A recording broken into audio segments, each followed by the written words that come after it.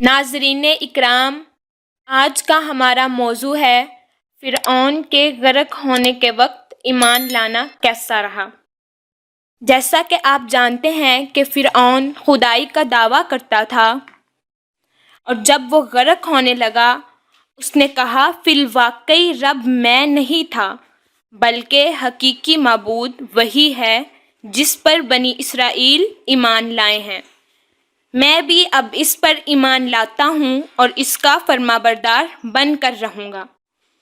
اللہ تعالیٰ نے فرعون کے اس اقرار کے جواب میں فرمایا کہ جیسا اقرار تم اب کر رہے ہو ویسا اقرار پہلے بھی کئی دفعہ کر چکے ہو، پھر بعد میں عہد شکنی کر کے بغاوت ہی کرتے رہے، لہٰذا تمہارا اب کا یہ اقرار قطعاً ناقابل اعتبار ہے۔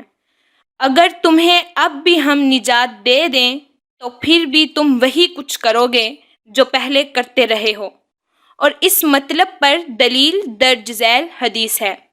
سیدنا ابن عباس رضی اللہ تعالی عنہ کہتے ہیں کہ آپ صلی اللہ علیہ وسلم نے فرمایا کہ جب فرعون نے یہ کلمات کہے تھے تو جبریل نے مجھے کہا کہ کاش اے محمد صلی اللہ علیہ وسلم آپ دیکھتے میں نے اس وقت دریا سے کیچڑ لے کر فرعون کے منہ میں ٹھونس دیا کہ مبادا اب بھی کہیں اللہ کی رحمت اسے نہ آ لے۔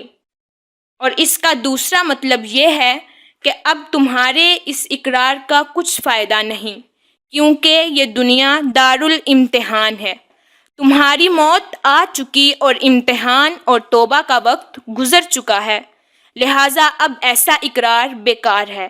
اس مطلب پر بھی بے شمار آیات و احادیث شاہد ہیں۔